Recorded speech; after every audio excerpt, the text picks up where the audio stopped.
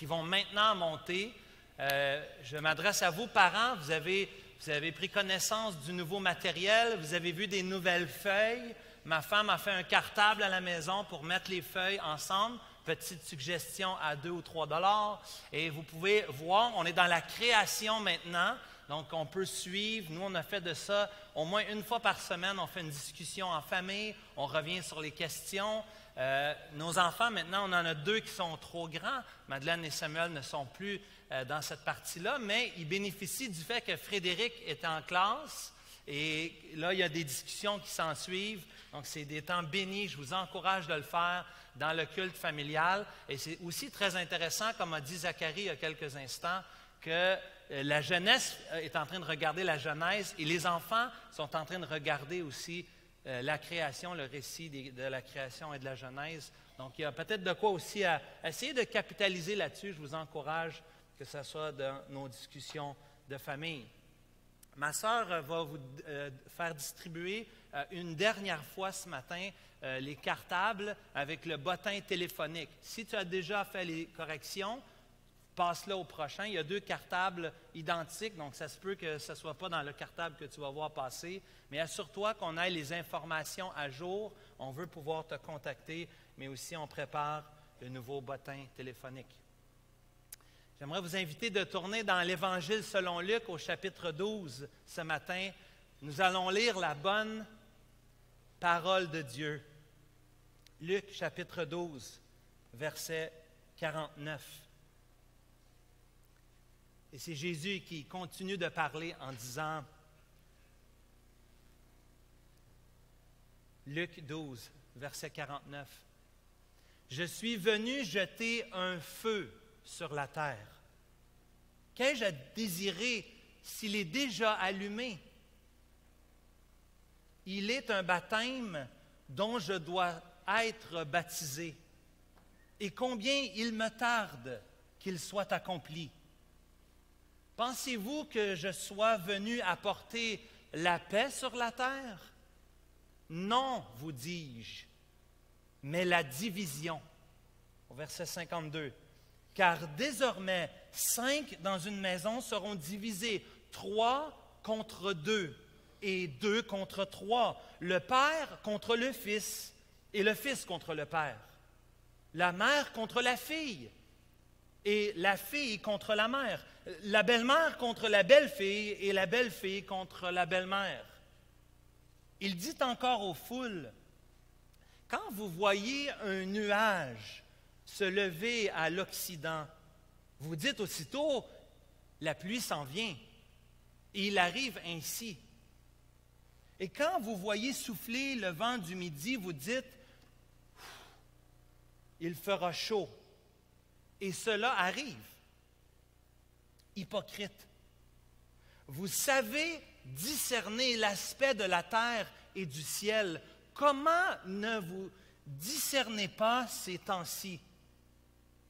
Et pourquoi ne discernez-vous pas de vous-même ce qui est juste? Lorsque tu vas avec ton adversaire devant le magistrat, tâche en chemin de te dégager de lui, de peur qu'il ne te traîne devant le juge et que le juge ne te livre à l'officier de la justice et que celui-ci ne te mette en prison. Je te le dis, tu ne sortiras pas de là que tu n'aies payé jusqu'à la dernière pipe ou jusqu'au dernier sou. Que l'Éternel bénisse sa parole dans nos cœurs ce matin. Si en parlant avec un collègue de travail, ou avec un voisin, ou avec un compatriote de classe, il vous demandait la question, comme ça arrive des fois, c'est quoi la différence entre les catholiques romains et les protestants? Hein? C'est une question qu'on nous pose des fois. C'est quoi un baptiste? Un chrétien évangélique? Ultimement, ta réponse va être centrée ou à un moment donné, tu vas parler de Jésus, n'est-ce pas? De la personne du Christ. Jésus étant la personne centrale dans la Bible. En fait, la question se pose ou se centrerait autour de la personne de Jésus. On pourrait dire qui est Jésus, n'est-ce pas? Et je pense que vous seriez d'accord avec moi pour dire que la plupart des gens aujourd'hui ne croient pas en Jésus, en tout cas, du moins pas le Jésus que nous connaissons. Certains diraient que Jésus est un homme de bien, un homme d'idées, un homme révolutionnaire, peut-être comme un genre de Greta qu'on a vu cette semaine, hein, qui, hey, écoute, là, elle est populaire, puis elle est prête à aller au bout de ses idées. Écoute, Jésus, c'est un homme de bien, peut-être, hein, s'il a vraiment existé, parce que plusieurs de nos compatriotes, de nos collègues ne croient pas vraiment dans l'existence de Jésus. Certains diraient que Jésus, c'était un homme d'amour, un homme de paix. Qui est Jésus vraiment? Qui est Jésus vraiment pour de vrai? Est-ce que si on vous posait la question « Qui est Jésus ?», vous iriez dans le texte qu'on vient juste de lire ce matin? Ce serait-tu le premier texte qui vous vient à l'esprit? Jésus fait des déclarations choquantes dans Luc chapitre 12 à partir du verset 49. Mal connaître Jésus, ce serait étonnant même de penser, de considérer les déclarations que Jésus fait ici dans Luc chapitre 12. Et en fait, il fait 3 déclarations dans les versets 49 à 51. Et j'aimerais d'abord regarder avec vous les 2 premières déclarations dans les versets 49 et 50. La question et l'autre déclaration au verset 51, je crois la plus choquante. Et finalement, troisièmement ce matin, les avertissements du Seigneur Jésus. Donc, déclaration, question et avertissement. La déclaration, vous la voyez au verset 49. Jésus est venu avec le feu. Une déclaration colossale qui, remarquez, regardez au verset 49, qui dénote le but du ministère du Seigneur Jésus. Je suis venu. Jésus ne se cache pas de sa mission. Jésus est très clair. Faites une recherche rapide sur un logiciel comme Bible Gateway, un logiciel, un engin de recherche sur la Bible. Faites juste écrire « Je suis venu ». Et regardez dans le Nouveau Testament, Jésus ne se gêne pas de dire pourquoi il est venu. Je suis venu, il dit dans Matthieu chapitre 5, verset 17, non pour abolir la loi, mais pour accomplir la loi. Je suis venu, Luc 5, verset 32, pas pour appeler des justes, mais des pécheurs. Dans Jean 5, verset 43, je suis venu au nom du Père. Jésus ne se cache pas de son but, de sa mission, ici-bas sur terre. Il faut faire attention, certains aiment la simplifier, mais Jésus a une mission qui est bien élaborée, bien réfléchie et qui est complètement balancée. Ici, au verset 49, Jésus dit « Je suis venu jeter un feu ». Jeter un feu? Pas dans le sens de réchauffer ou de se faire un petit feu pour cuire quelque chose, pas dans le sens de purification. Plusieurs, lorsqu'on lit dans la Bible, souvent le feu du fondeur, rappelez-vous ce cantique, ce cantique nous parle d'être saint. Souvent, ça représente une idée qui est souvent dans la Bible. Le feu, c'est l'idée de purification, de sanctification par rapport au péché. Mais je ne crois pas ici que c'est de cela que Jésus parle. Jésus ne parle pas de purifier, mais ici, Jésus parle de trancher. Jésus parle de séparer l'ivraie du bon grain.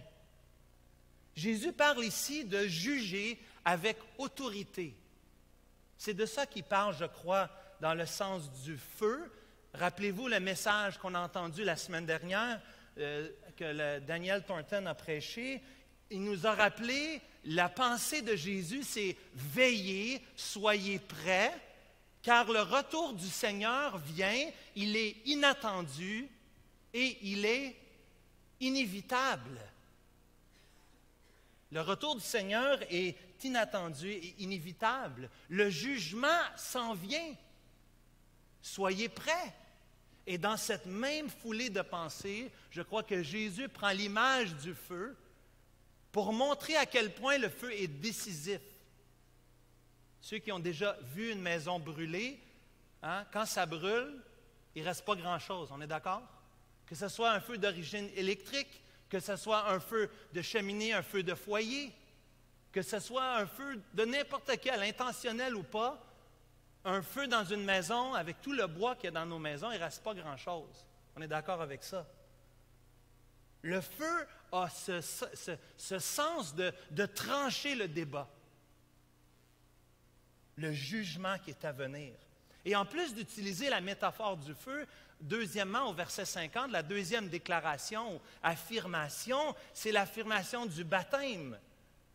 Un baptême dont je dois être baptisé. Et encore là, ça fait plusieurs mois qu'on est dans l'Évangile selon Luc.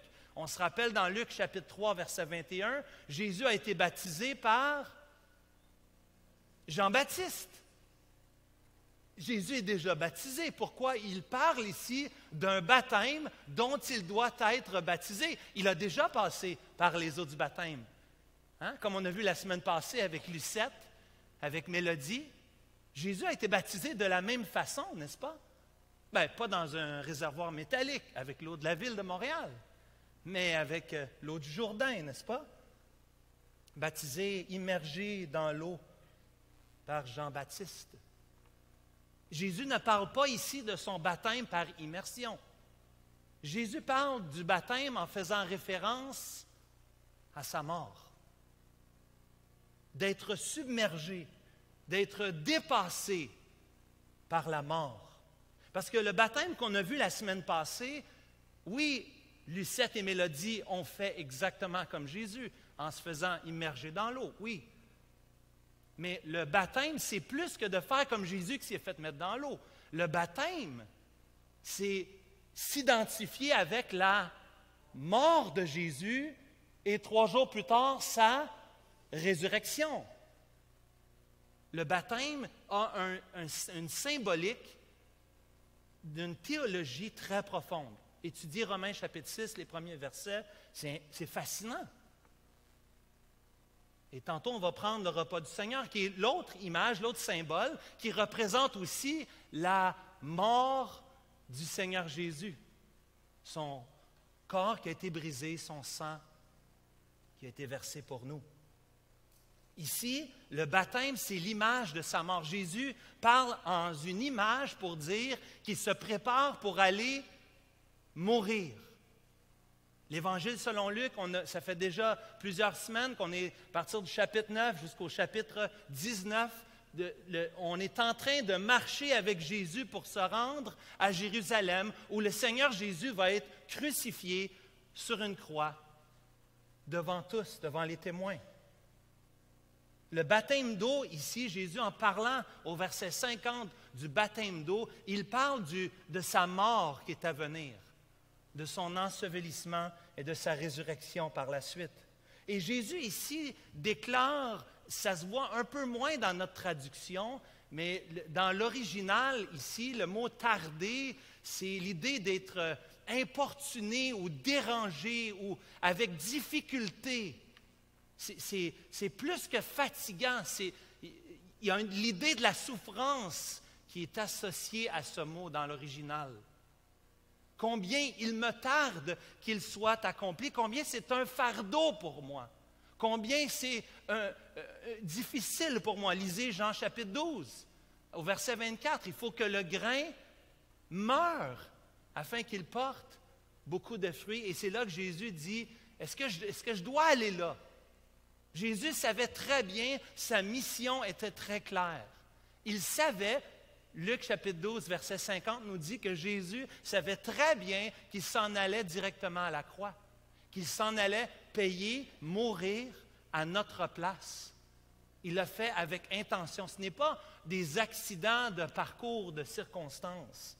Bien sûr que non. Jésus anticipe sa mort. Il voit la détresse émotionnelle, la souffrance, la tristesse, la honte qui est à venir. Il n'est pas surpris par les événements qui sont devant lui.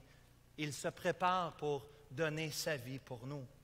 Jésus est prêt ici de souffrir le pardon des péchés avec un but précis, avec le but de nous réconcilier avec Dieu, avec le but de nous sauver, de nous donner sa paix. Et le baptême ici est une précondition pour ce qui vient à la suite du passage. Une précondition. Donc, l'implication de ces deux déclarations un peu mystérieuses ou imagées, ce n'est pas super clair, mais la troisième déclaration qu'on voit suite à la question ne pourrait pas être plus claire. Vous êtes d'accord avec moi ce matin? Lisez le verset 51. « Pensez-vous que je sois venu apporter la paix sur la terre? Non, vous dis-je, mais la division. » Jésus revient à la charge. Il prend le subjonctif passé. « Pensez-vous que je sois venu apporter la paix? » Et Jésus, des fois, il va poser des questions rhétoriques. C'est une façon de communiquer. Il va poser une question sans donner la réponse parce que la réponse est évidente. C'est ça une question rhétorique. Ici, Jésus va plus loin que ça. Il pose une question, puis il répond à sa propre question parce qu'il ne veut pas laisser planer l'ombre d'un doute. Jésus répond à sa question en disant « Non, je suis venu apporter la division. » La division? Ce n'est pas l'idée qu'on se fait de Jésus. La division. Tous les chants que nous chantons, pas tous, mais plusieurs chants parlent de l'amour infini de Dieu, la grâce de Dieu, sa compassion, sa miséricorde. Combien de chants parlent de la division? Combien de chants déclarent, nous rappellent la division? Ici, c'est l'idée d'hostilité, de dissension et de persécution. On a entendu ça ce matin à l'école du dimanche. La persécution qui est à venir, qui est déjà là pour certains. Il y a un aspect futur. Jésus dit aux gars, les boys, ça s'en vient. La division, la persécution, l'hostilité, la dissension. Être un chrétien, c'est pas facile. Et en vieillissant, comme on a entendu aussi ce matin, c'est pas plus facile. C'est pas plus facile, au contraire. Et Jésus prend un exemple ici, un exemple qui est aussi troublant.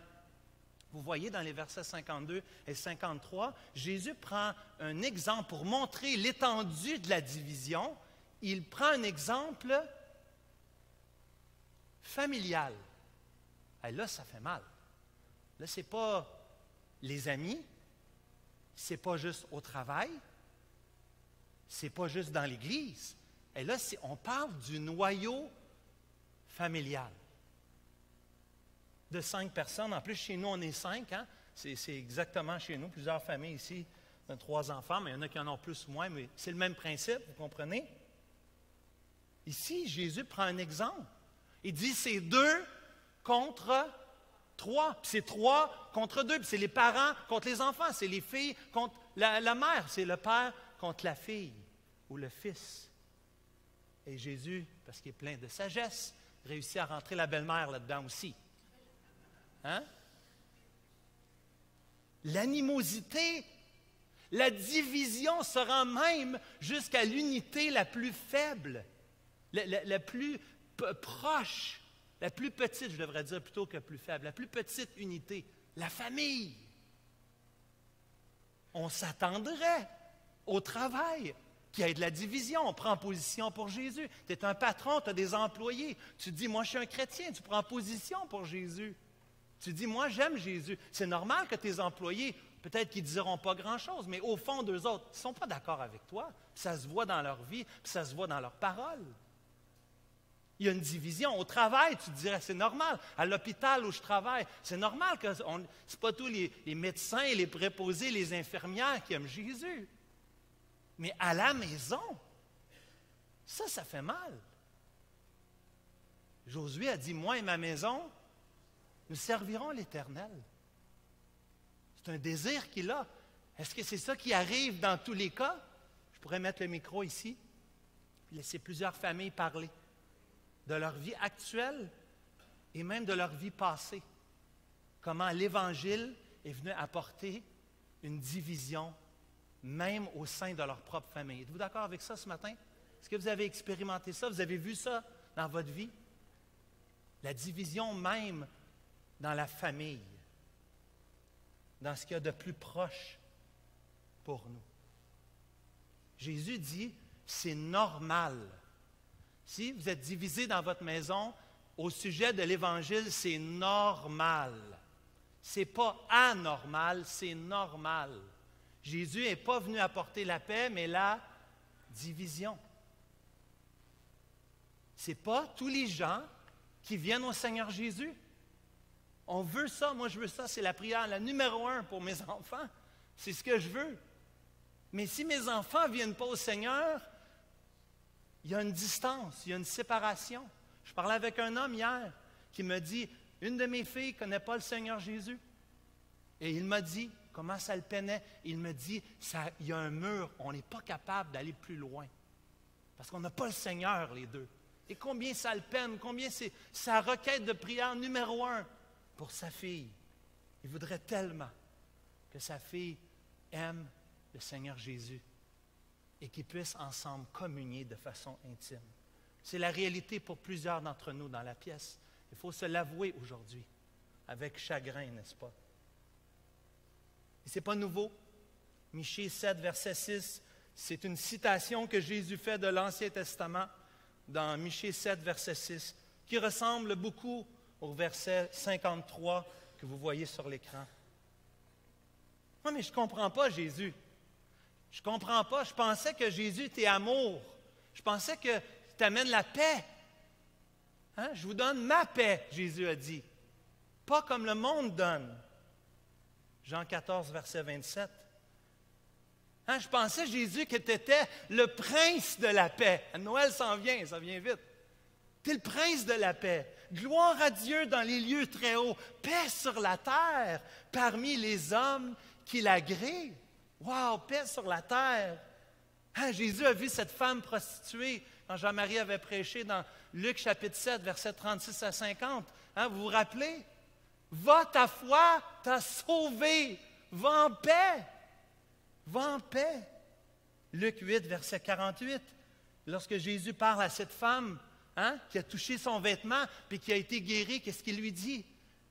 Jésus dit à cette femme, « Ma fille, ta foi t'a sauvée, va en paix. » Et dans Luc 10, la page avant dans votre Bible, Luc 10, versets 5 à 6. « Dans quelque maison que vous entriez, dites d'abord, quand il envoie les disciples, que la paix soit sur cette maison.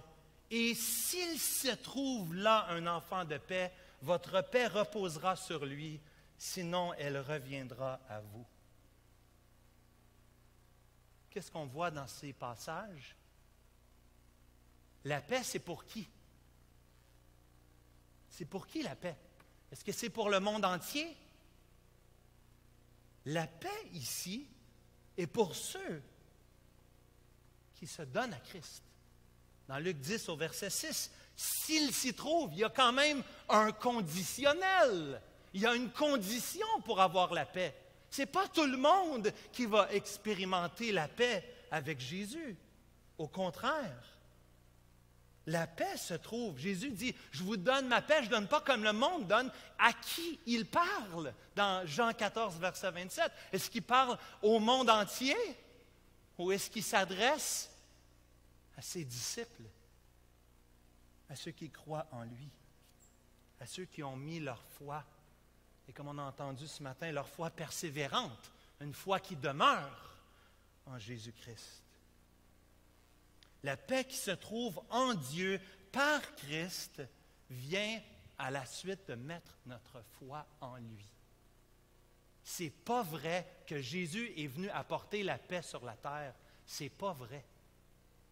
Parce que ce n'est pas toute la terre qui connaît Jésus comme Seigneur et Sauveur, comme maître de leur vie. Dieu est pour la paix, c'est sûr. Dieu est amour. Mais Dieu n'est pas venu apporter une paix universelle. C'est Bach qui le dit comme ça. C'est tellement bien dit Hein? Pas comme le monde pense. Aujourd'hui, certains croient que Jésus était pour la paix à tout prix, mais ils n'ont pas lu l'Évangile. Oh oui, Dieu est amour. Oui, c'est vrai, il est amour, mais c'est plus que ça. C'est plus que ça. Si c'était le cas, si Jésus avait voulu apporter la paix à tout prix, pensez-vous qu'on l'aurait crucifié sur une croix? S'il n'avait pas confronté personne, s'il n'avait pas souligné le péché dans le cœur de la vie des gens, pensez-vous qu'il aurait été crucifié?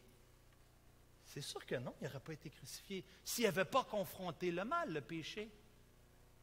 La paix de Dieu vient à la suite d'un choix d'aimer Dieu, un choix de le suivre, un choix de rejeter de Dieu et de suivre ses propres voies ne donne pas la paix de Dieu.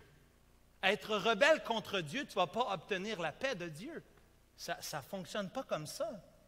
Un chemin mène vers la paix, l'autre chemin mène vers la perdition, la destruction, le jugement. Dieu est juste, Dieu est saint, doit punir le pécheur. Et Jésus prépare ses disciples. Les gars, soyez pas surpris que la persécution va venir. Je vous le dis, ce n'est pas un message de paix. Quand Jésus dit « Je suis le chemin »,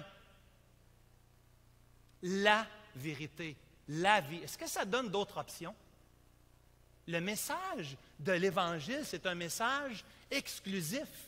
Il n'y a de salut, dit l'apôtre Pierre. Il y a de salut en celui que vous voulez, un Dieu que tu fais à ta conception. Non, il n'y a de salut en aucun autre. Le message de l'Évangile est un message exclusif. Je sais que ce n'est pas populaire. Dire ça aujourd'hui, si M. Trudeau disait ça, pouvez-vous imaginer qui voterait? Il n'y aurait plus de vote. Il y aurait juste nous, les chrétiens, qui voteraient pour lui. Jamais quelqu'un dirait qu'il y a un seul chemin. C'est un chemin unique, ça veut dire que ceux qui ne prennent pas ce chemin-là ne peuvent pas avoir les bénéfices de porter et d'avoir les bénédictions qui viennent avec ce chemin-là. Jésus n'est pas venu que tous soient d'accord au sujet de rien.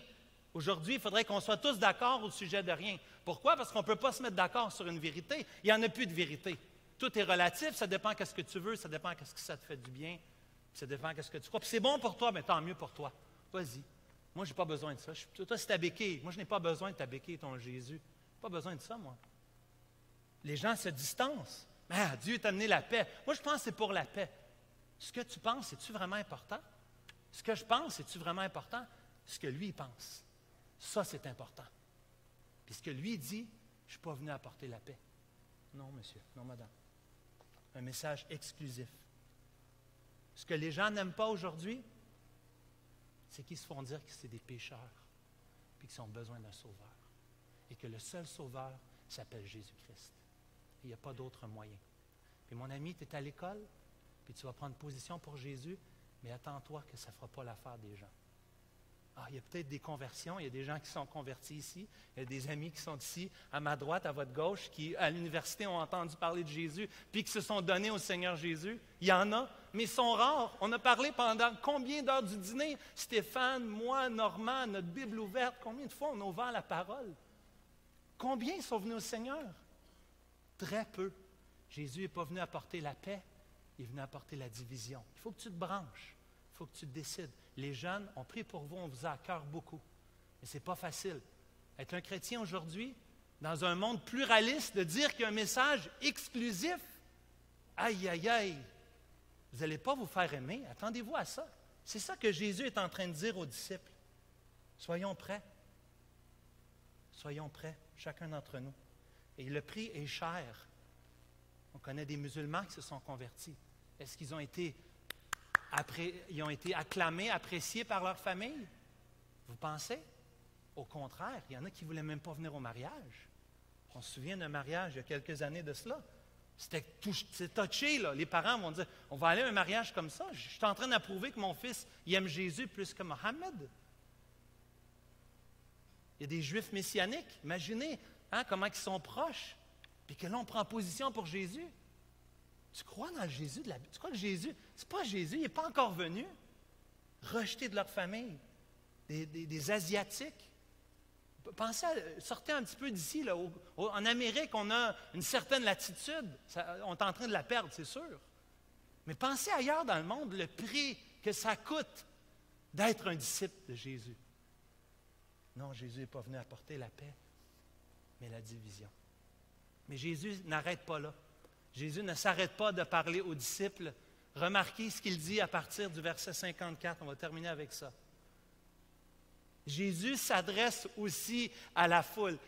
En même temps, il va parler à sa gang. La semaine passée, comme Dan disait, il parlait aux leaders, mais aussi à toute l'Église ou à tous les disciples, ceux qui suivent Jésus. Ce n'est pas encore l'Église, mais il parle à tous les croyants. Mais ici, là, il parle à la foule. Il élargit. C'est important de voir à qui il parle. Il parle à toute la foule. Il leur parle, il les avertit. Il leur montre des opportunités manquées. Aujourd'hui, vous avez une opportunité. Il ne faut pas manquer cette opportunité. Jésus dit, il y a un moment, là. Il y a un moment dans le temps, dans l'histoire. Passe pas à côté de ça. Jésus avertit. Il fait une mise en accusation. Il va inculper les gens avec 2 avertissements. Le premier dans les versets 54 à 57. Le premier avertissement, c'est de reconnaître les signes des temps. Jésus, le maître, pour illustrer, c'est tellement simple, hein? C'est tellement logique, ça n'a presque pas besoin d'explication. Tu sors dehors, tu regardes, qu'est-ce que tu vois? Des nuages. Si tu vois des nuages, c'est probable qu'il va mouiller, il va pleuvoir. C'est la logique dit ça, non? Tu sais, on peut regarder sur nos téléphones ou les nouvelles pour savoir c'est quoi la météo, mais dans la réalité, tu as juste à regarder dehors, ouais, c'est pas mal gris à matin, les chances sont qu'il va mouiller, n'est-ce pas? En Palestine, un nuage qui vient de l'ouest, ça veut dire que l'humidité qui vient de la mer Méditerranée s'en vient, ça veut dire de la pluie. Fait que tu vois le nuage venir, oh, la pluie s'en vient, c'est évident. Si c'est des vents du sud-ouest, ça vient du désert et ça apporte de la chaleur. Hein? C'est un vent chaud. Il va faire chaud aujourd'hui. C'est assez simple, hein? Jésus dit, vous regardez des signes simples, extérieurs, et vous arrivez à voir la trajectoire des signes extérieurs, mais vous ne voyez pas la trajectoire des signes spirituels, des signes évidents qui sont devant vous. Vous êtes, en d'autres termes, il leur dit, vous êtes des aveugles, vous êtes têtus comme une meule. Vous ne voyez pas, vous n'entendez pas. Hey, il n'y a pas plus sourd, ma mère disait, il n'y a pas plus sourd que celui qui ne veut pas entendre. C'est vrai? Hein? Il n'y a pas plus sourd que celui qui ne veut pas. Il ne veut pas entendre. Vous manquez le moment qui est devant vous. Vous manquez l'opportunité. Vous ne voyez pas les signes. Le maintenant, le aujourd'hui, c'est le jour du salut qui nous a été présenté la semaine dernière. C'est aujourd'hui, c'est maintenant. Mais quel signe? Quel signe on avait vu à l'époque? Est-ce qu'il y avait des signes?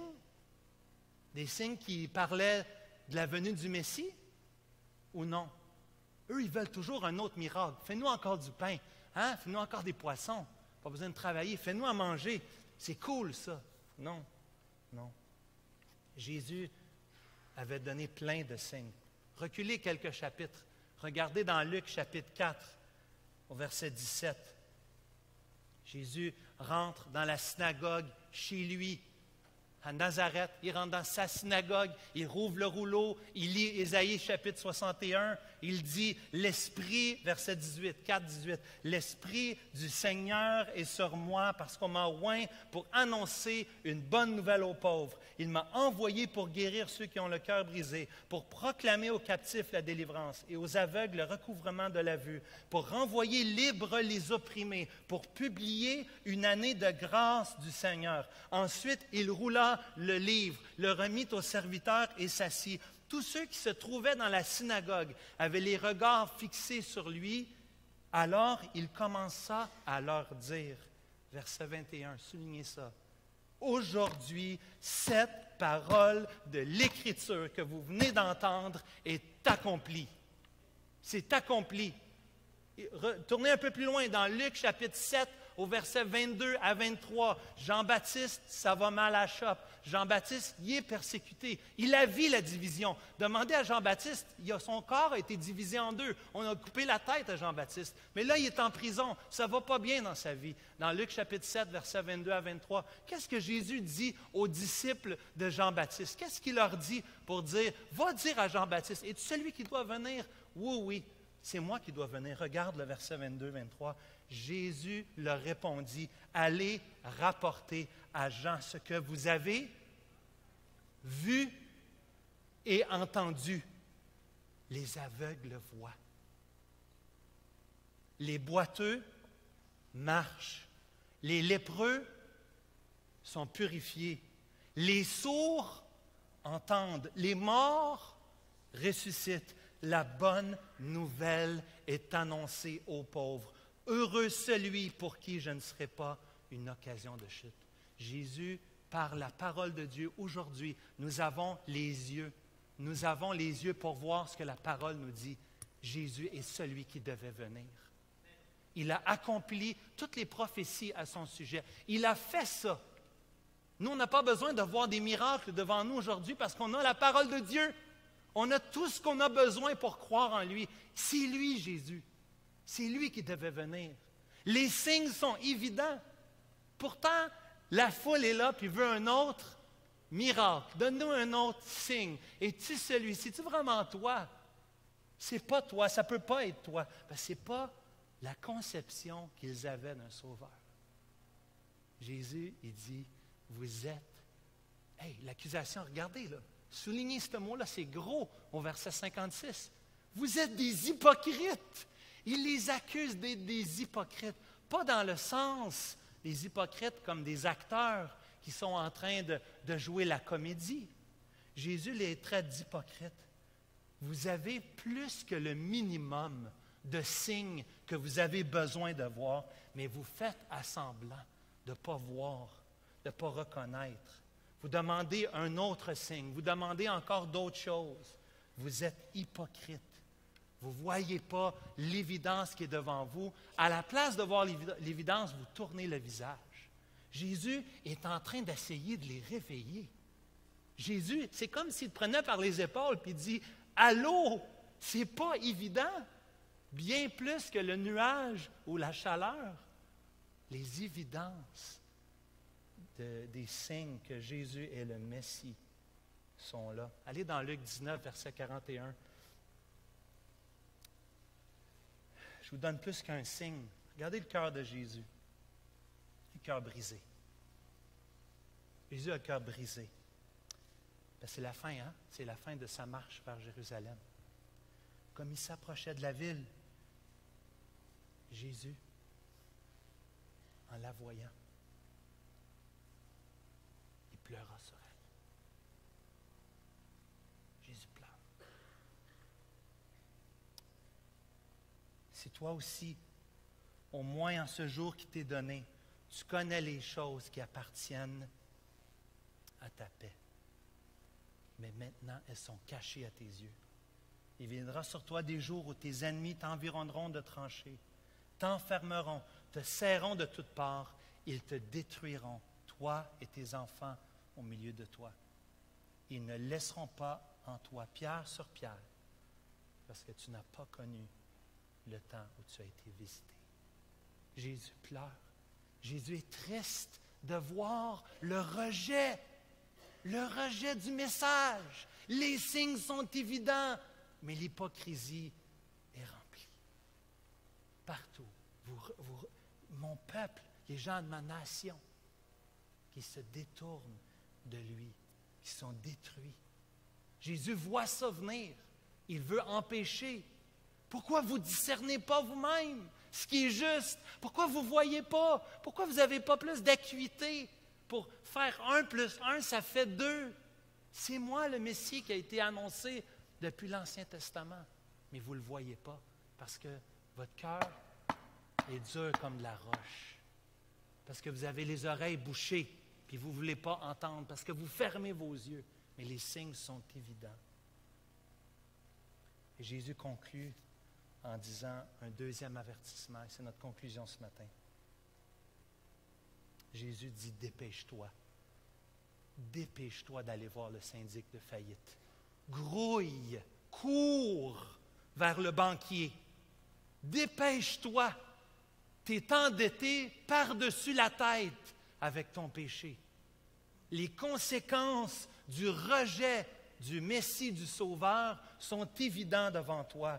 Et le danger est imminent pour toi. Il fait cet avertissement. Allez voir le magistrat. Va régler tes comptes. Va de tout ton possible. Règle la situation. Avant qu'on t'amène en cour, avant qu'on te juge et qu'on t'envoie en prison. Et en prison, ce n'est pas les prisons avec la télévision, le câble, puis des beaux matelas. Ce n'est pas les prisons de l'époque. Je vous épargne les détails. Mais plusieurs croient qu'on battait les gens qui étaient emprisonnés pour que les familles et les amis donnent l'argent pour repayer, pour faire sortir la personne. Ils voulaient être payés ultimement, et en faisant souffrir le prisonnier, on espérait pouvoir récupérer des sommes d'argent pour réduire la peine. Ils n'avaient pas compassion du prisonnier, ils voulaient avoir leurs biens, leurs possessions. L'image est tragique ici. Un lepton, c'est la plus petite pièce d'argent, c'est un huitième d'un sou. C'est à l'époque peut-être 25 minutes de travail. 25 minutes aujourd'hui, salaire minimum, 5 piastres. 5 piastres et quart peut-être. Jusqu'au dernier sou, jusqu'au dernier 5 piastres, il faut que tu repayes. Quand tu es envoyé en prison, la prison éternelle, il n'y a pas de passe-droit.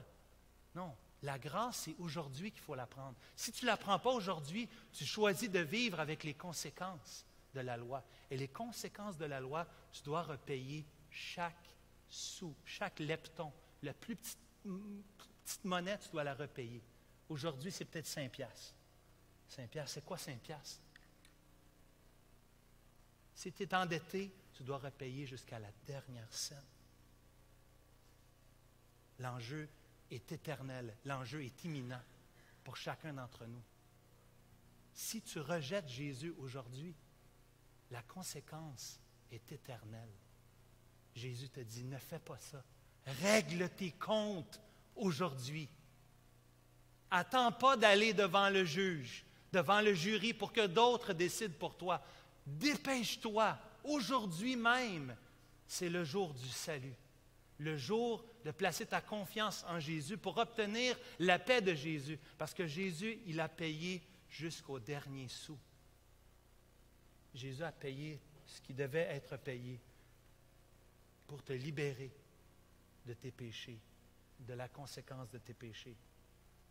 Dieu dit, à moi la vengeance, à moi la rétribution. Le Seigneur jugera son peuple.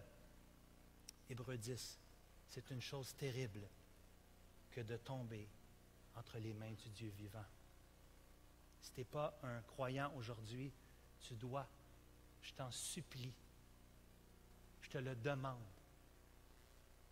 de régler tes comptes avec Jésus, aujourd'hui, maintenant.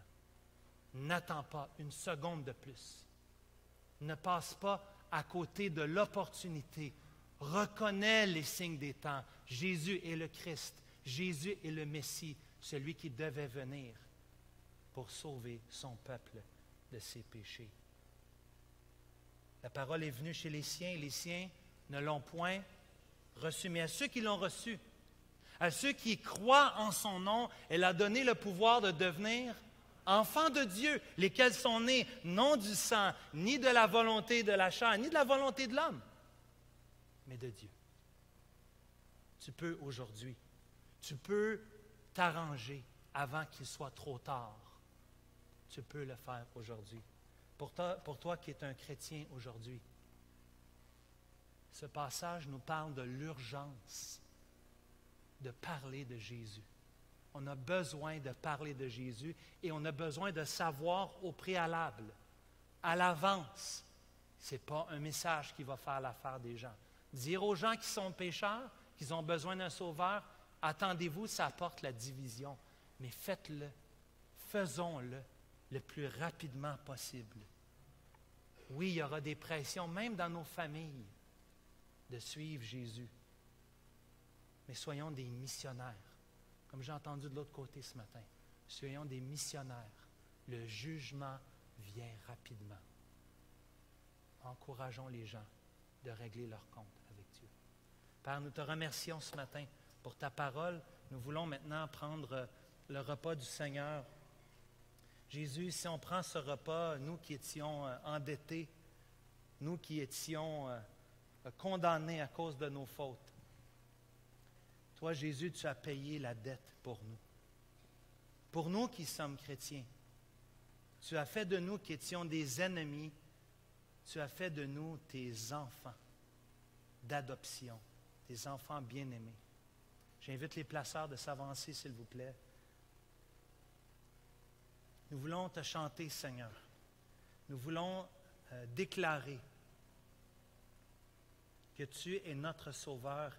Et on a de la difficulté à comprendre, Seigneur, pourquoi tu nous as choisis.